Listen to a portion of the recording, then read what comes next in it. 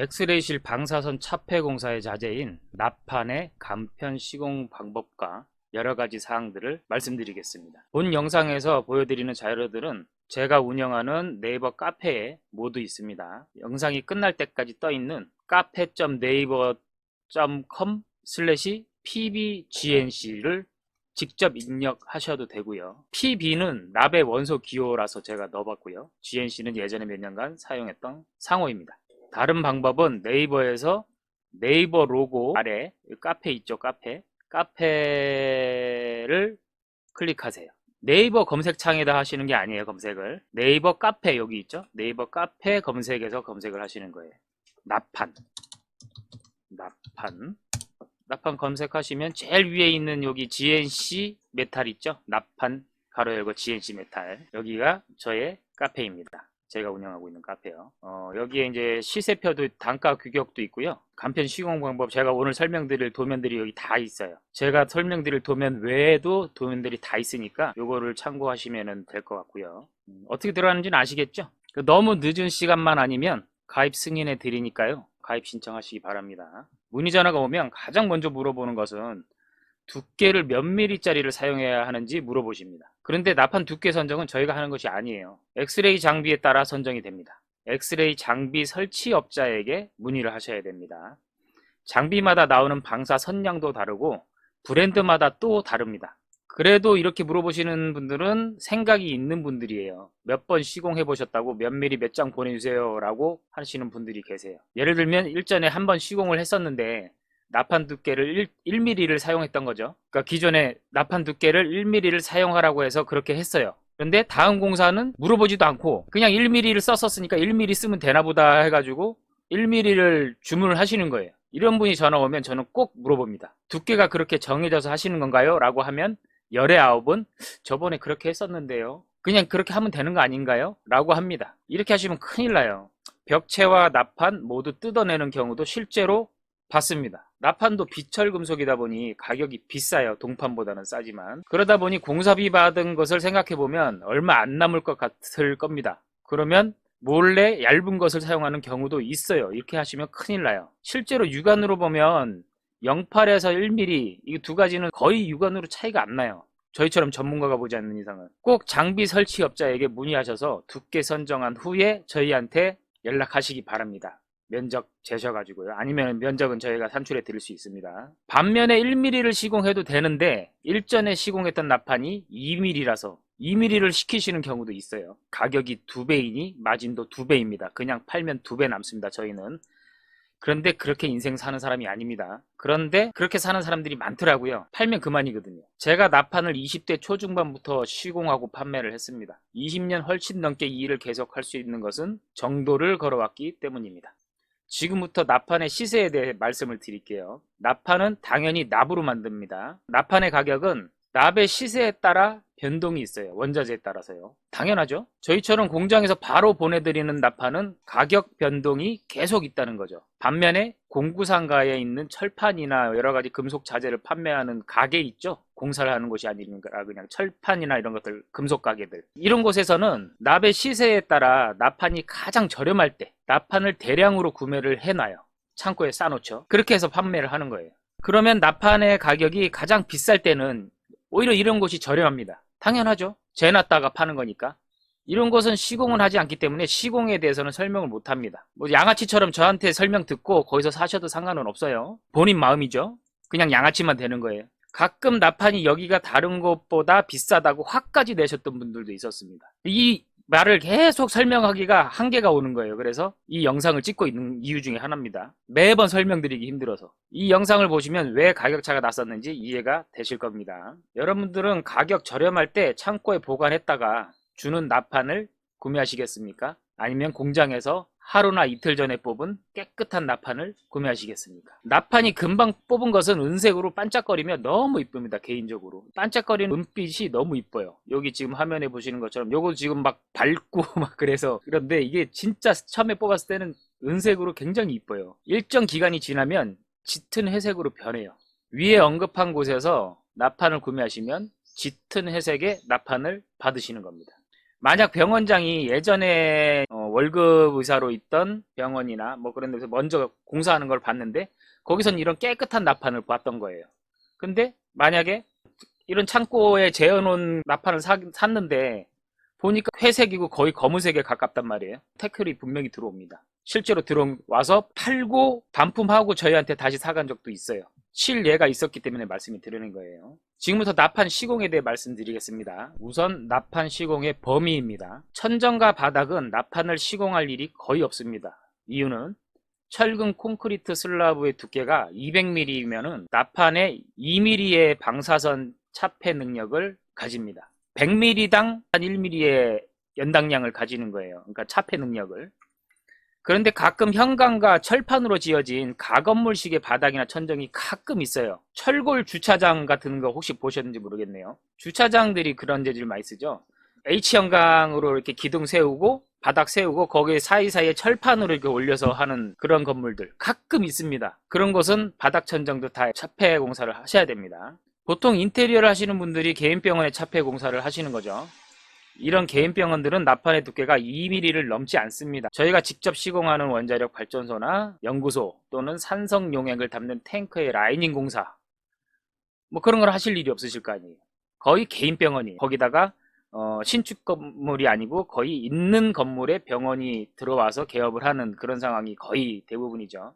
다음은 벽체의 납판 시공입니다. 도면 보면서 설명드릴게요. 원칙은 바닥 슬라브 윗면부터 요 밑에 선 두 번째 선이죠. 천정 슬라브 아랫면까지 시공을 해야 되는 거예요. 원래 원칙은. 그리고 끝부분은 50에서 100mm 정도를 꺾어서 접어줘야 돼요. 이게 정석이에요. 원래는 이렇게 해야 됩니다. 그런데 방사선은 물과 공기처럼 새어나가지는 않습니다. 직선 타죠. 한번 직선으로 가서 부딪히고 소멸됩니다. 뭐 튕기거나 새서 나가고 그런 건 없습니다. 이 말을 왜 했냐면요.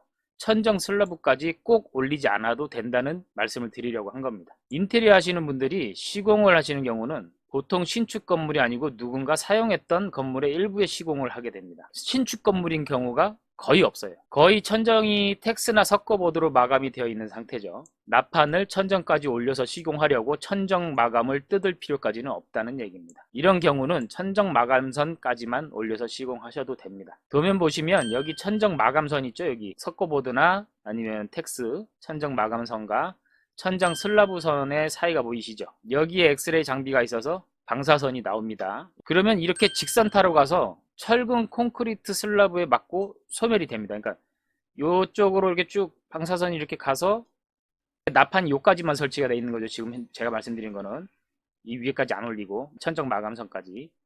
그러면 여기가 비어 있는 거잖아요. 납판이. 그래도 상관이 없는 게 방사선이 쭉 와서 이렇게 밖으로 여기 없는 공간이니까 새어 나간단 말이에요. 그래도 위에 있는 철근 콘크리트 슬라브에 맞고 소멸되는 거예요. 좀 아까 방사선은 물과 공기와는 다르다고 말씀드렸죠.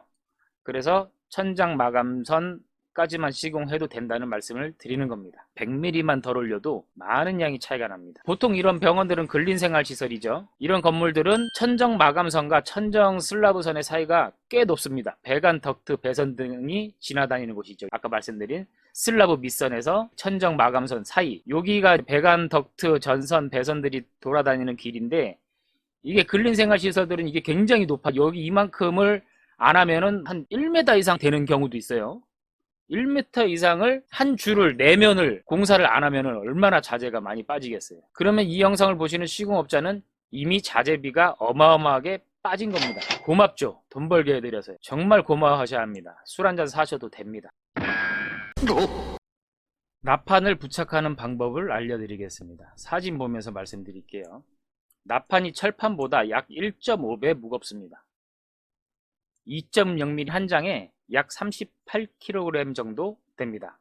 그래서 아래쪽부터 시공을 하고 나머지 완전히 한 장이 되지 않은 납판을 잘라서 위에 붙입니다. 참고로 저희는 수소 용접을 하기 때문에 1.5mm 이상부터 시공이 가능하니까 시공 문의는 1.5mm가 이상 될 때만 저희한테 의뢰를 해주세요. 근데 수소 용접으로 하는 게 정석이에요. 원래는 이렇게 해야 됩니다. 사진과 같이 석고보드를 한 겹만 시공해 놓고 납판을 붙입니다. 왜냐하면 납판이 연성이라서요. 스터드에 직접 시공하면 사이사이가 허공이 있잖아요. 그러면 납판이 연성이라서 이렇게 울렁거려요. 그래서 작업하기가 굉장히 까다롭습니다. 석고보드 뒤에 있는 스터드를 어떻게 찾아서 피스를 박냐고요? 선수들끼리 왜 그러세요? 못 찾으시면 다른 일로 전업하셔야 됩니다. 자, 윗면까지 시공이 다 된 상태죠. 그리고 저희는 태그 용접을 해요. 수소로. 여기 보시면 검은 부분이 보이실 거예요. 잘 보이실지 모르겠지만 군데군데 보시면 다 검은색이 있어요. 그런 데가 다 수소로 용접한 것이에요. 태그 용접이요. 점용접이라고도 하죠. 자, 납유리와 납을 넣은 방화문입니다. 이 사진은 납유리와 방화문까지 모두 설치한 것입니다. 원칙은 납유리와 문짝은 다른 작업 완료 후에 마지막에 설치해야 훼손의 위험성이 없습니다. 먼저 프레임을 설치하시고 문하고 납유리 프레임을 먼저 설치하시고 사진과 같이 프레임의 가장 안쪽까지 나판을 밀어서 끼워 넣어줍니다. 이 작업을 먼저 하는 이유는 큰 한 장짜리 나판을 프레임 사이에 끼우려면 재단하기도 번거롭고 무거운 나판을 들고 끼우려면 매우 힘듭니다. 사진은 요것도 있고요. 좀 더 가까이서 찍은 사진. 요거 좀 더 가까이서 찍은 사진이죠. 안쪽을 끝까지 밀어 넣어야 돼요. 철판 안쪽 끝까지. 나판과 나판은 모두 20mm에서 30mm 정도 겹쳐서 시공을 해야 됩니다. 지금 여기 한 장 붙이고 또 한 장을 붙이죠. 붙일 때 20mm에서 30mm 정도를 겹쳐야 돼요. 무조건 나판은. 맞대시면 안 됩니다. 무조건 겹쳐야 되고요. 뭐 10mm만 겹쳐도 되는데 그게 더 힘드실 거예요. 가능하시면 하세요. 20에서 30mm가 가장 적당합니다. 그래서 로스율을 5%를 더해야 합니다. 그림처럼 이제 종이 이렇게 준비했는데요. 하투짝만하게 잘라요. 겹친 부분에 위를 이제 고정을 할 때 그러니까 나판의 피스를 이걸 박아요. 박고 나서 이렇게 나판에 피스를 박았죠. 그러면은 여기다가 이 나판을 이렇게 반으로 꺾어서 접으면 돼요. 그러면 피스가 덮였죠. 그러니까 이 말씀을 왜 드렸냐면은 나판은 무조건 피스질을 하건 타카질을 하건 그 위에 납으로 덮어줘야 한다는 얘기예요. 아니면은 방사선 차폐를 한 의미가 없습니다. 그걸로 다 새나가는데요. 개인 병원은 차폐 공사 후 검사가 거의 없지만 간혹 하는 경우가 있습니다. 이런 사소한 것 때문에 벽을 뜯어서 다시 시공해주고 돈도 못 받는 경우도 봤고요. 내가 잘못한 거니까요. 많이 힘든 작업 아니니까 조금 번거롭더라도 이 작업을 꼭 하시기 바랍니다. 나판과 납유리가 모두 시공 완료되었습니다. 이제 이 위에 마감 공사를 해야 하는데 가끔 나판 위에다가 바로 석고 2장을 마감해도 되냐고 물어보십니다. 그거 말도 안 되는 일이에요. 대답은 안 돼요 입니다. 그 위에 스터드나 목재로 벽을 하나 더 별도로 세우시고 그 위에 마감을 하는 거예요. 납에는 절대 피스질이나 타카질을 하시면 안 됩니다. 시공해 놓은 나판에 피스를 박으면 안 돼요. 여기 그림 도면에 보시면은 지금 제가 약간 좀 아이소하게 그려놨는데 이게 이제 기존 벽체죠. 스터드. 여기다 이제 우리가 나판을 시공한 거예요. 그 위에 또 스터드 벽을 하나 더 세우는 거예요. 스터드나 목재로 이렇게 벽을 하나 더 세워서 그 위에 마감을 하시는 거예요. 목재든 뭐 석고보드든. 이해를 돕기 위해서 한 번 더 설명해 드릴게요. 왼쪽 도면 자세히 보시면 벽이 2개예요. 중간에 진한 선이 나판이고요. 여기 확대로도 그려놨죠. 중간에 검고 진한 선이 나판이고 양쪽으로 스터드가 2개가 있는 것이 보이실 거예요. 그리고 오른쪽 그림 보시면 더 이해가 잘 되실 겁니다. 오른쪽에서 위에 있는 그림은 스터드, 나판 스터드고요. 아래 그림은 조적벽, 나판 스터드예요. 이해가 되셨으리라고 판단하고 다음으로 넘어가겠습니다. 방화문은 차폐도라고 기성품이 있다고 들었어요. 저는 본 적도 없고요. 가격이 매우 비싸다고 들었습니다. 인테리어 하시는 분들은 보통 방화문 단골로 이렇게 하시는 곳 있으시잖아요. 고정거래처로. 그곳에 나판을 주고 방화문 만들 때 넣어달라고 하세요. 그러면 방화문 제작 비용만 그대로 똑같이 듭니다. 그리고 문짝 많이 팔아주시면 됩니다. 나중에 굳이 비싼 뭐 기성품이 있다고 어떻게 생겼는지도 모르겠어요. 저는 찾아보지도 않았고요. 비싼 거 그거 쓰실 필요 없습니다. 도면 보시면서 말씀드릴게요. 단면입니다. 문을 닫았을 때 나판이 겹치면 됩니다. 철판들 속에 들어있는 나판들끼리 겹쳐야 돼요. 그래야 방사선이 차폐가 되는 겁니다. 프레임에 나판 먼저 시공하시고 사춤을 하세요. 아무 말 안 했다가 나판 넣기 전에 사춤 해버려 가지고 전부 파냈던 안타까운 기억이 있습니다. 그 다음에 납유리 보실게요. 보면 납유리 프레임의 단면이에요.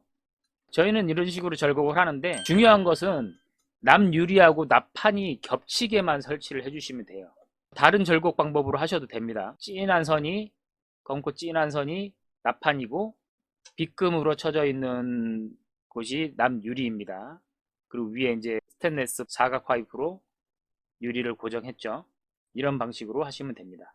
남유리하고 나판하고 겹쳤죠. 최소 저 겹치는 부분을 20mm 정도는 해주시는 게 좋아요. 남유리를 가끔 큰 규격의 제품을 원하시는데 그 카페에 들어오시면 단가표 있거든요. 큰 사이즈는 굉장히 비쌉니다. 마지막으로 나판 수량 산출하는 방법 알려드릴게요. 설치하실 실의 가로가 3m, 세로가 3m의 정사각형이며 설치할 높이도 3m 일 경우 3m가 4개면 12m죠. 12m에 높이가 3m니까 총 설치하실 면적은 36해배입니다. 그렇죠? 여기에 로스율 5%로 1.05를 곱하면 37.8해배입니다. 나판 한 장의 규격은 1818mm, 909mm입니다. 그럼 한 장의 면적이 1.652해배예요. 37.8해배를 1.652해배로 나누면 22.88장이 나옵니다. 그러면은 반올림해서 23장이 필요한 거죠. 간단하죠. 귀사의 공사에 도움이 되시기를 바라며 영상은 여기까지 하겠습니다. 끝까지 시청해 주셔서 대단히 감사합니다.